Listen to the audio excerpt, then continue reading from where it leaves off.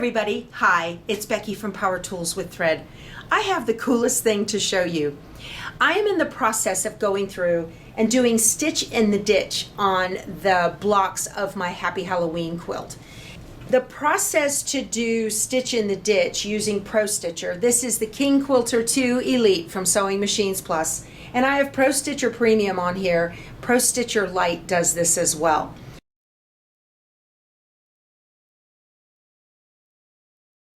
The process to do this is to put the needle exactly over where you want your stitching to go to start your stitch in the ditch and touch multi-point.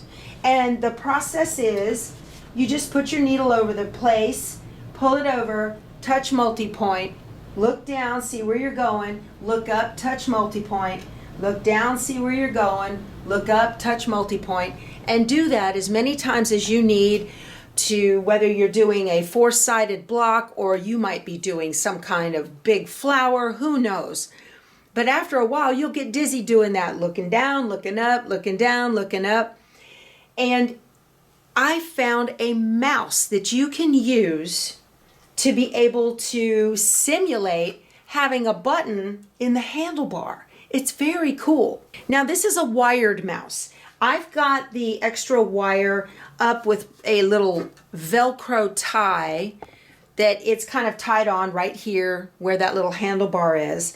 It has a little trackball on it, and you can hold it with your hand and put your finger through it. And so you can just hold the handlebar just like this and click with your finger when you want to mark where that multi-point is going to go. So let me show you how this is done. This machine has two USB ports over here on this side underneath the tablet, and I've got my mouse plugged into the upper one up here. So I would put my needle up here in the corner where I want my ditch stitching to start. Okay, I'm looking at the laser. If you don't have a laser, then you can take the thread out of your needle and just drop the needle, and that way you'll know you're in the right spot. So right here on the screen, I'm in the area tab, and there is multi-point right there. Well, now, this is old school, you guys. Watch this little trackball. See the arrow right here? Okay, I'm going to trackball that up and hover it over the multi-point, and now I'm just going to click that little trigger. And there's the ding. So I can just move the handlebars and put it kind of where I want it and click. And move it. There we go. This is how you do it. I love this.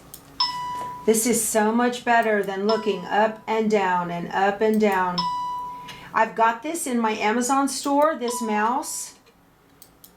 You can't use an optical mouse because you cannot ensure that as you move your handlebars that your arrow on the mouse arrow is going to stay in the right place on the multi-point button on the screen. But because the button moves on this one with the roller bar, I'm doing good. If my block was perfect, that'd be one thing, but it's not perfectly square. It's not perfectly rectangular. It's perfectly imperfect. Okay, I'm back where I started. All right. So now I'm just going to wrap this around my handlebars a couple times so it doesn't drag on the quilt. Okay, let me tip this down. I'm going to hit the house so we can see where it is. There we go. And I'm going to go to ProStitcher, and I want to trace area. Okay, I think it's going to stitch out just fine. Once I hit that, the run button popped up. I've got a little black thing there. I'm not sure. I must have hit something wrong. Let's see if something goes crazy. Needle up, check, resume. Okay.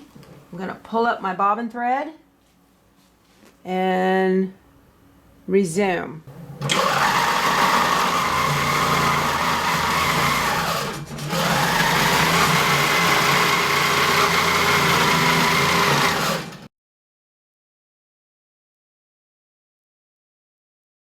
What I want to do is go to the ProStitcher tab. This is ProStitcher Premium, but you can do this in ProStitcher Lite as well. So I'm going to go to ProStitcher.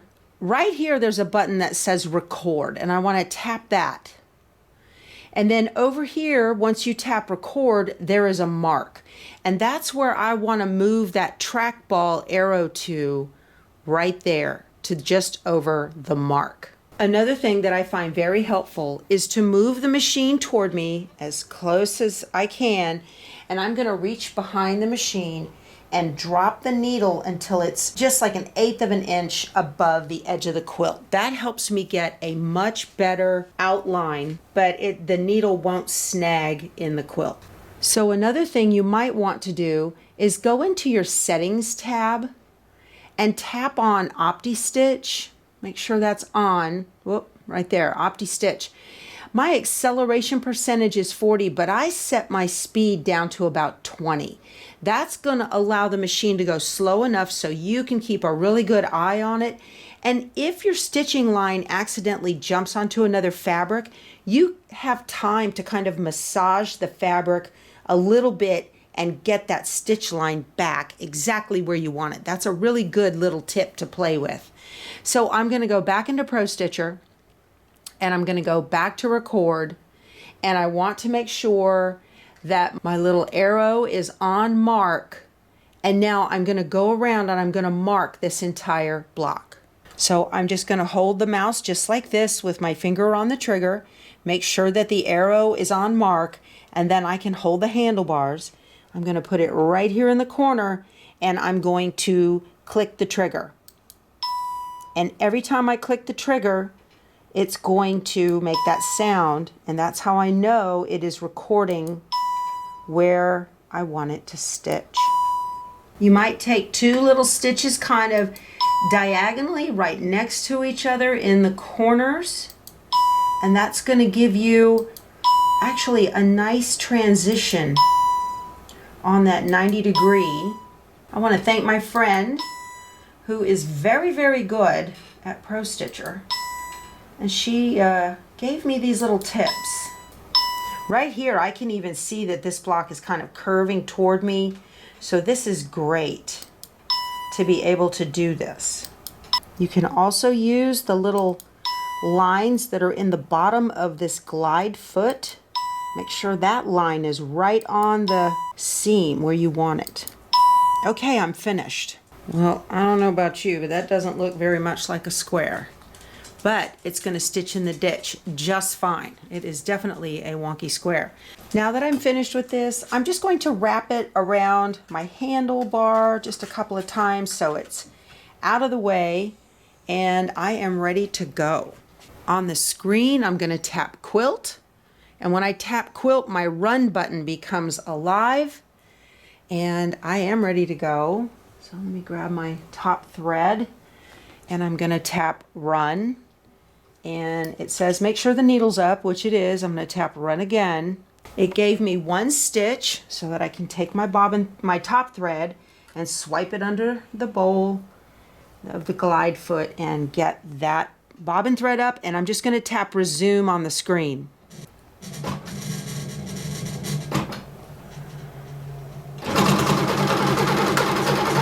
And I'm just watching it to make sure that purple thread is not going in the black and it's real close to the ditch. Looks pretty good. There it goes.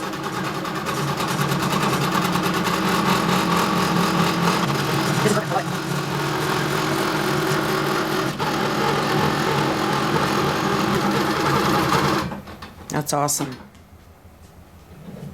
So it does the tie off. It's finished. It has released the locks on it, and I'm just going to push it away and use the handlebar button to pull up my bobbin thread.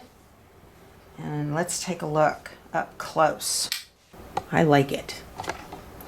I think it did an excellent job all around that block. How about that?